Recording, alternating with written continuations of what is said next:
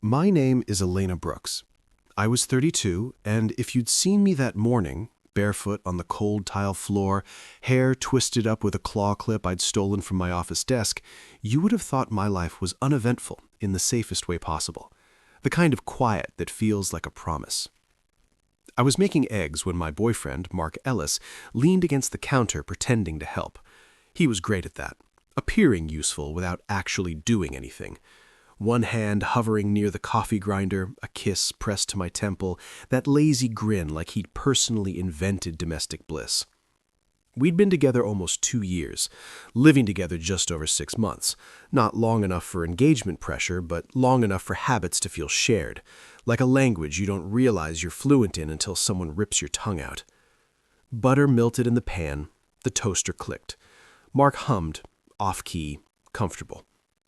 Then came the knock. Not polite, not hesitant. A knock with force. A knock that didn't ask permission to change everything. Mark froze first. Just half a second, his hand hovering over his mug, but my body caught it before my mind did.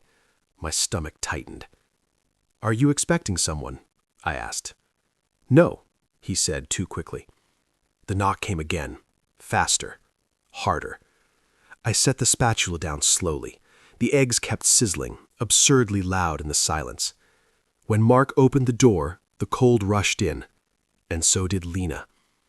I knew her from old photos, from the way Mark's friends said her name carefully like it was something sharp, from a buried Instagram post I'd once stumbled across, her smiling too brightly, her hand wrapped around his arm like it belonged there.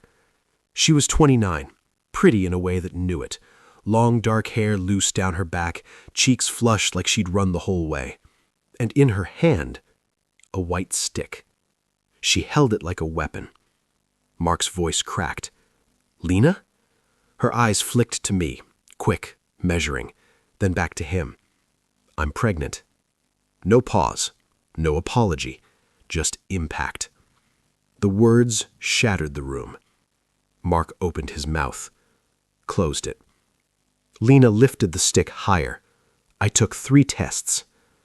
My brain tried to organize it. His ex was pregnant, already bad. But then she inhaled shakily and said the sentence that dropped my heart straight through the floor.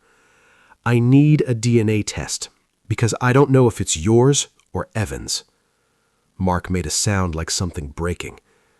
I didn't feel panic. I felt weight. Heavy, sinking certainty. Evan. I knew that name. A coworker. Just a friend. The way men say that when they're hoping you won't ask again. Lena wiped under her eye, already rehearsing grief. "He texts me every day. Morning, night. You know how it happens when someone's always there."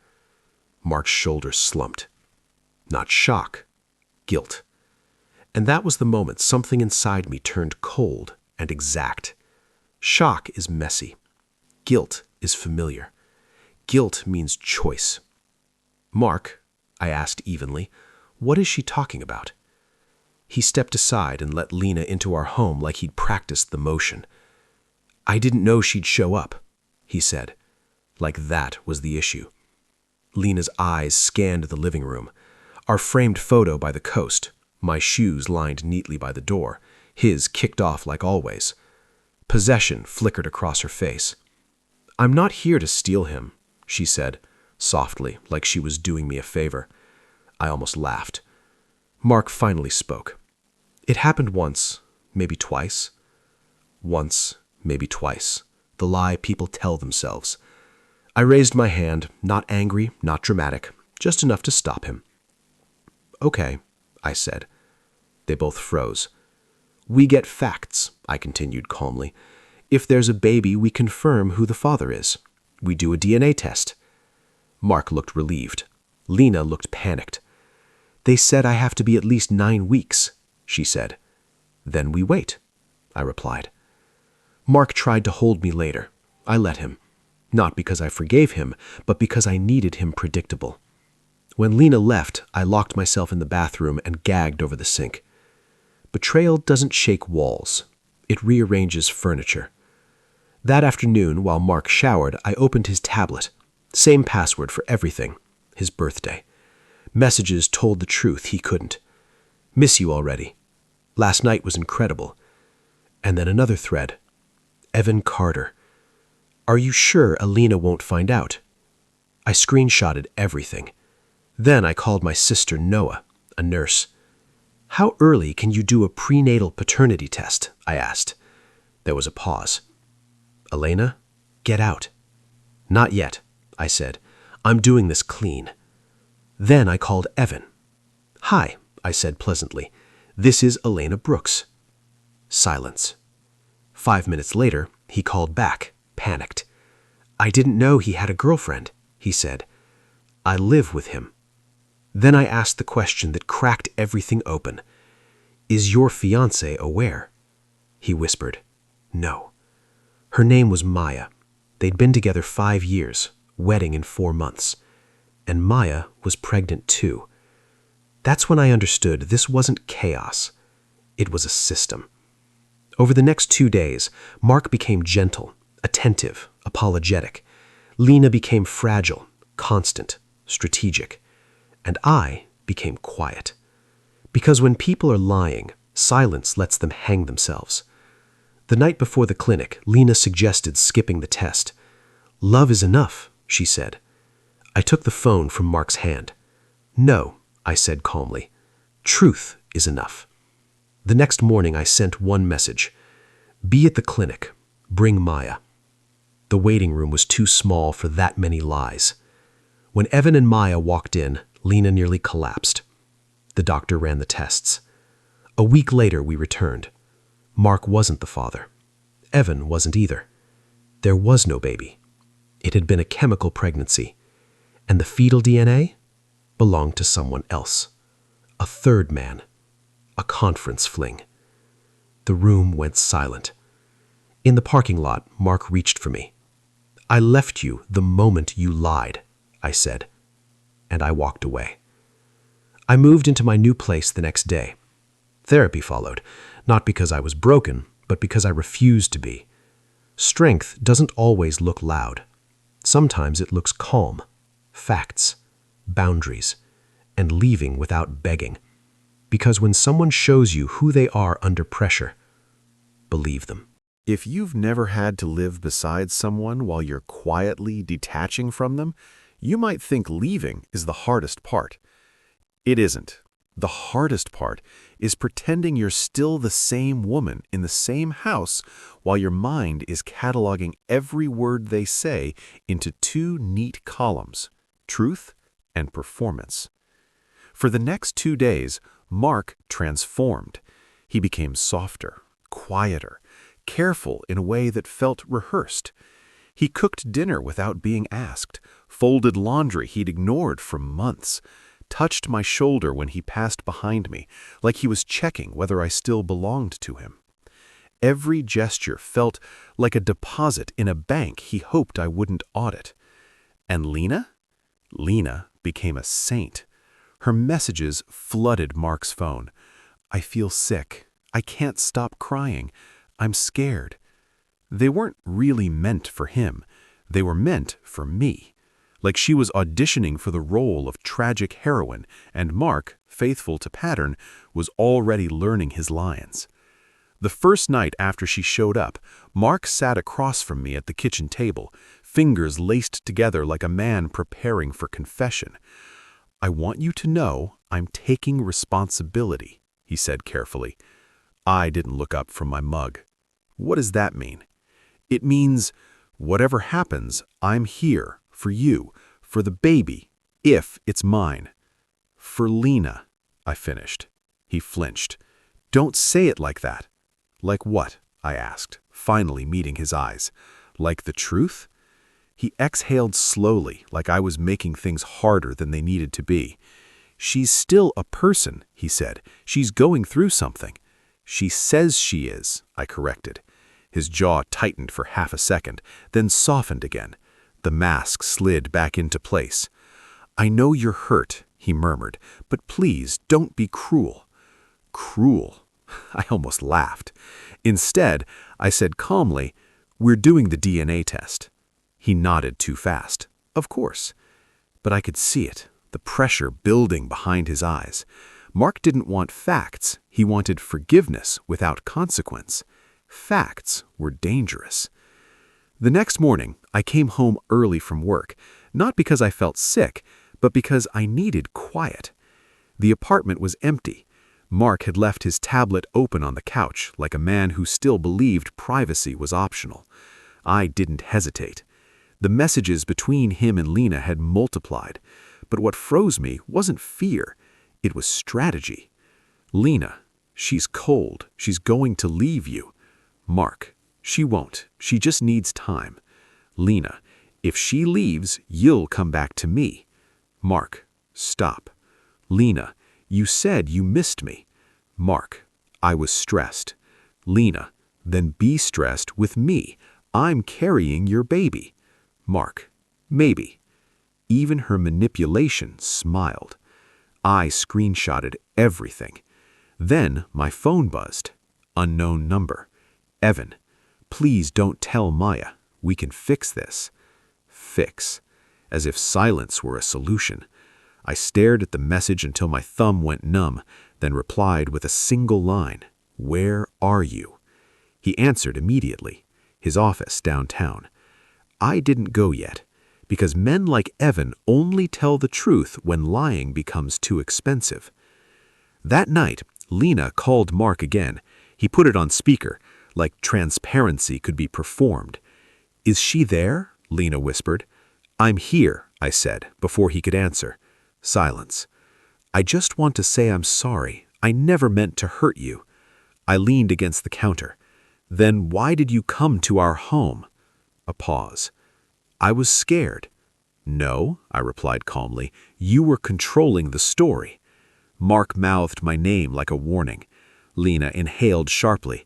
You won't mind the DNA test then? Silence again.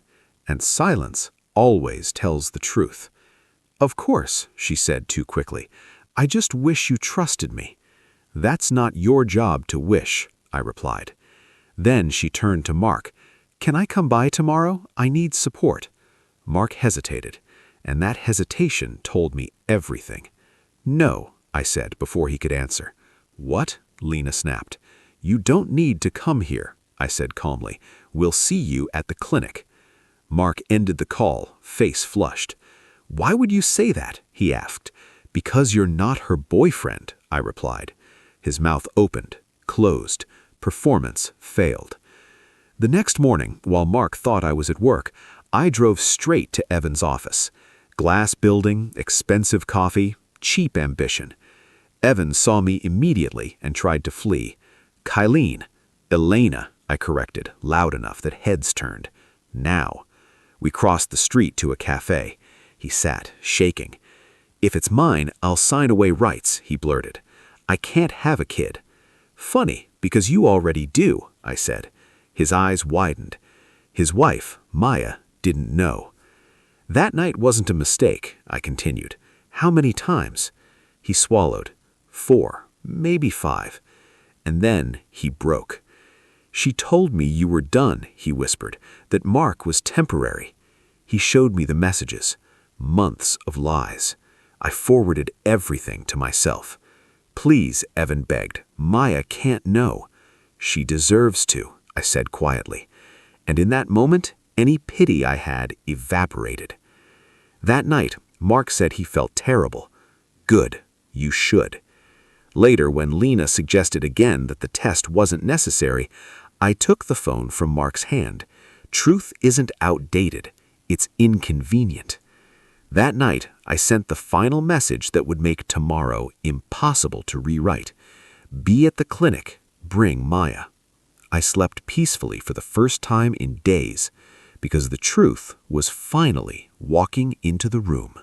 The clinic smelled like disinfectant and nerves, that quiet medical hush that isn't calm at all, just restrained panic, the kind of place people come when denial finally runs out. Mark drove. I sat in the passenger seat, hands folded, watching the city pass like it belonged to another version of me. We didn't speak. There was nothing left to rehearse. When we pulled in, Lena was already there. She stood near the entrance wearing an oversized sweater, arms wrapped tightly around herself, like she was protecting something fragile. When she saw Mark, her face softened with relief until she noticed me stepping out beside him. Her smile tightened. "Hi," she said quietly. I nodded once.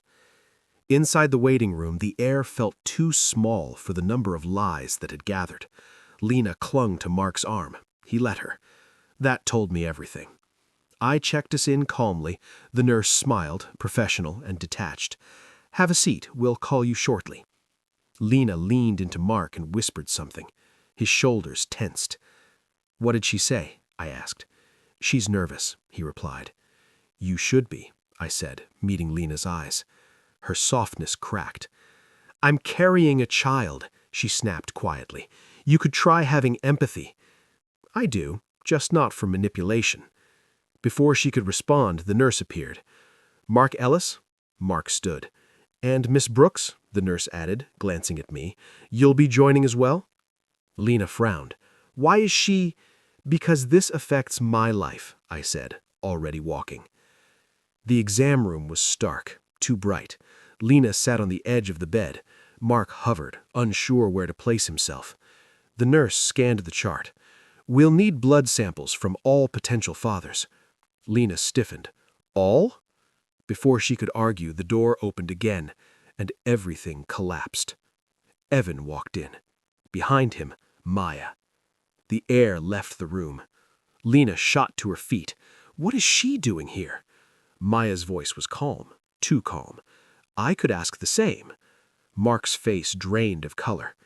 I spoke before chaos could erupt. "Evan is also a possible father." The nurse blinked. "I'll get the doctor." Dr. Alvarez entered moments later, composed and unshakable.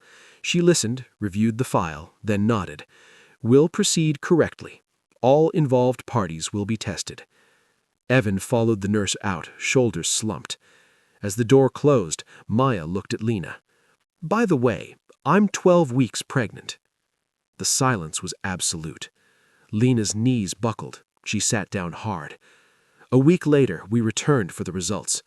Mark sat rigid beside me. Lena stared at the floor. Evan fidgeted.